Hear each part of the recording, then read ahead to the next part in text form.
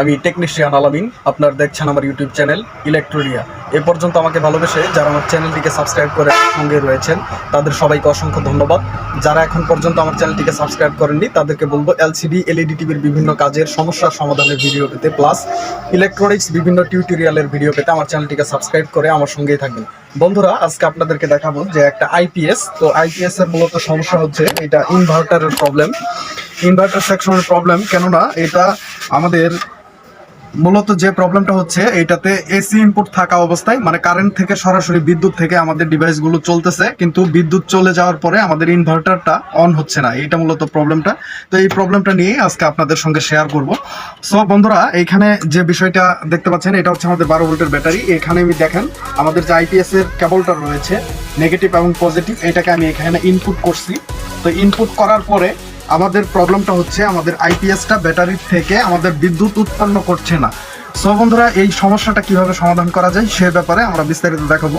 মূলত আমাদের যে আইপিএসটি রয়েছে এই আইপিএসটি আমাদের বিদ্যুৎ থেকে আমাদের সরাসরি ডিভাইসগুলো চলতেছে, কিন্তু এটা আমাদের ব্যাটারি থেকে বিদ্যুৎ উৎপন্ন করছে না। এটাই মূলত প্রবলেম। সো এটা কেন উৎপন্ন করছে না, কেন ইনভার্টার থেকে বিদ্যুৎ তৈরি হচ্ছে না, এই বিষয়ে বিস্তারিত দেখাবো। তো সেক্ষেত্রে যেটা করতে হবে, ফার্স্ট দেখেন আমাদের যে ব্যাটারি কেবলটা রয়েছে এই ব্যাটারির নেগেটিভ এবং পজিটিভ থেকে আমাদের যে ভোল্টেজ সাপ্লাইটা আইপিএস এর মধ্যে ইনপুট হয়েছে সেই ভোল্টেজটা ওকে রয়েছে কিনা সেটা ফার্স্ট আমাদেরকে দেখতে হবে। এইখানে হচ্ছে আমাদের এটা হচ্ছে নেগেটিভ ওয়্যার। এই নেগেটিভ ওয়্যারে আমি একটা মিটারের প্রোব রাখলাম আর পজিটিভ ওয়্যারে একটা মিটারের প্রোব রাখলাম। রাখার পরে এইখানে আমরা ভোল্টেজটা দেখবো যে আমাদের 12 ভোল্ট প্রেজেন্ট রয়েছে কিনা।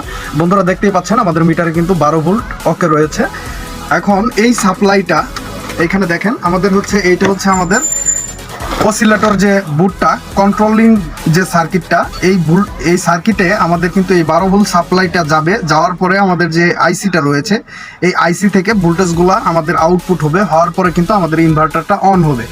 সো বন্ধুরা, এই ক্ষেত্রে যে বিষয়টা হচ্ছে আমাদের দেখেন এটা হচ্ছে আমাদের সুইচ। এই যে এইখানে যে সুইচটা রয়েছে এই সুইচটা আমাদের অনেক সময় খারাপ থাকলে কিন্তু আমাদের ইনভার্টারটা অন হবে না। তো সেক্ষেত্রে এই সুইচের কানেকশনটা গিয়েছে আমাদের মূলত হচ্ছে এই যে মাঝখানের যে দুইটা পিন, এই মাঝখানের যে দুইটা ওয়্যার, এই দুইটা ওয়্যার থেকে এই মাঝখানের এই দুইটা ওয়্যার থেকে আমাদের সুইচের কানেকশনটা গিয়েছে। তো আমি এটাকে শর্ট করি, শর্ট করে দেওয়ার পরেও দেখেন আমাদের ইনভার্টারটা কিন্তু অন হচ্ছে না। শর্ট করে দেওয়ার পরেও এখানে কিন্তু কোনো লাইট দেখতে পাচ্ছি না, আমাদের ফ্যানটা ঘুরতেছে না, অর্থাৎ আমাদের ইনভার্টারটা চালু হচ্ছে না। এটাই হচ্ছে মূলত সমস্যা। মানে আমাদের সুইচটা কিন্তু ওকে রয়েছে। সুইচ যদি খারাপ থাকতো সেই ক্ষেত্রে আমাদের টুইজারের মাধ্যমে এটা শর্ট করলে কিন্তু আমাদের আইপিএসটি অন হয়ে যেত, কিন্তু এখন পর্যন্ত আমাদের আইপিএসটি অন হচ্ছে না। তো আমাদের দেখেন আরেকটা যে বিষয় আমি আপনাদেরকে দেখাই, এটা হচ্ছে আমাদের সরাসরি 12 ভোল্টের যে পজিটিভ সাপ্লাইটা এটা আমাদের ট্রান্সফরমারের মধ্যে ইনপুট হয়েছে, এবং এইখানে দেখেন দুইটা চিকন ওয়্যার, এই ওয়্যারের মাধ্যমে কিন্তু আমাদের যে অসিলেশন বোর্ডটি রয়েছে এই বোর্ডের মধ্যে 12 ভোল্ট সাপ্লাইটা কিন্তু ইনপুট হয়েছে। তো এই বোর্ডের মধ্যে সাপ্লাইটা ঠিক রয়েছে কিনা সেটা আমরা ভেরিফাই করব। সেই জন্য আমাদের নেগেটিভ প্রোবটাকে আমাদের দেখেন এখানে একটা এসিআর লাগানো রয়েছে, এইখানে আমি আমাদের নেগেটিভ মিটারের প্রোবটাকে ধরলাম। ধরার পরে এইখানে আমাদের 12 ভোল্টটা আসছে কিনা দেখেন, এইখানেও কিন্তু আমাদের 12 ভোল্ট ওকে রয়েছে। তো এই 12 ভোল্টটা কিন্তু আমাদের এই সুইচের মাধ্যমে আমাদের অসিলেশন বোর্ডের এই আইসিতে ইনপুট হবে। তো এইখানে দেখেন এই 12 ভোল্টটা এইখানে আছে। তো আমি সুইচে যদি দেই এইখানে দেখেন এইখানে আমাদের ভোল্টেজটা নাই। এইখানে দেখেন সুইচের মধ্যে কিন্তু আমাদের ভোল্টেজটা নাই, দেখতে পাচ্ছেন সুইচের মধ্যে এখানে কিন্তু 12 ভোল্টেজটা থাকবে।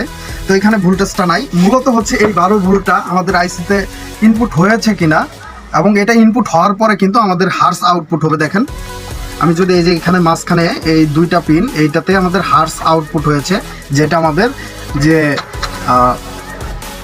মসফেট যে বোর্ডটা রয়েছে এই মসফেটকে ড্রাইভ করার জন্য আমাদের এখান থেকে হার্স পালসটা আমাদের আউটপুট হয়, কিন্তু এখানে কিন্তু কোনো ধরনের পালস আমরা পাচ্ছি না।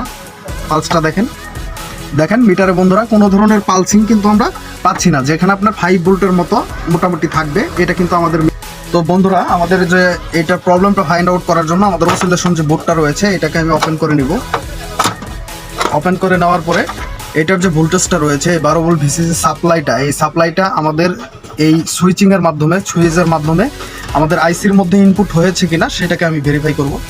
সো বন্ধুরা দেখেন, এইটা আমি নেগেটিভটাকে আমাদের অসিলেশন বোর্ডের নেগেটিভে এখানে ধরলাম। ধরার পরে আমাদের 12 ভোল্টটা এইখানে, এই যে এইটা হচ্ছে আমাদের 12 ভোল্ট, দেখেন মিটারে এখানে কিন্তু আমাদের 12 ভোল্ট ওকে রয়েছে। তো এই 12 ভোল্টটা এই ট্র্যাকের মাধ্যমে এইখানে আসছে, আসার পর এইখানে আপনার আমাদের আউটপুট হয়েছে। দেখেন বন্ধুরা, এইখানে কিন্তু আমরা 12 ভোল্ট পাচ্ছি না। তো মূলত এইখানে আমাদের সমস্যাটা কি হয়েছে দেখেন, এই যে জাম্পারটা দেখতে পাচ্ছেন বন্ধুরা, এই যে এখানে একটা জাম্পার ছিল, এইটা আসলে জং ধরে এই জাম্পারটা কিন্তু ডিসকানেক্ট হয়ে গেছে, এটাই মূলত আমাদের প্রবলেমটা।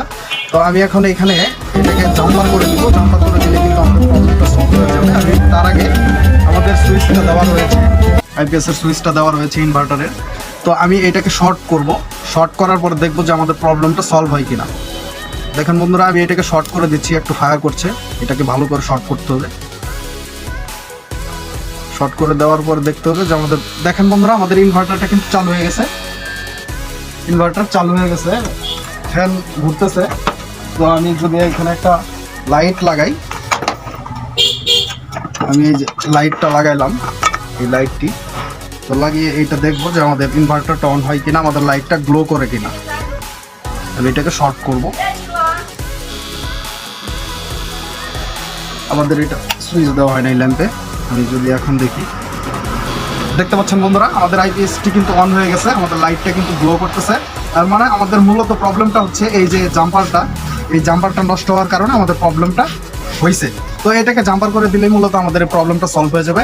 সো বন্ধুরা, আমি এটাকে আর লম্বা করব না, মূলত এইটাই ছিল আমাদের এই ফল্টটা, এই সামান্য ফল্টের কারণে কিন্তু এই ধরনের প্রবলেমটা এখানে ক্রিয়েট হয়েছে।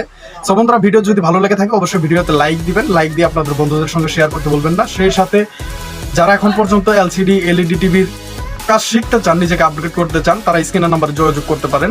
এবং ভিডিও ভালো লেগে থাকলে অবশ্যই ভিডিওতে লাইক দিয়ে আপনাদের বন্ধুদের সঙ্গে শেয়ার করবেন। সেই সাথে ভিডিও সম্পর্কিত কোনো তথ্য বা মন্তব্য থাকলে কমেন্ট বক্সে লিখে জানাবেন। ভালো থাকবেন, সুস্থ থাকবেন, দেখা হবে অন্য কোনো ভিডিওতে। আল্লাহ হাফেজ।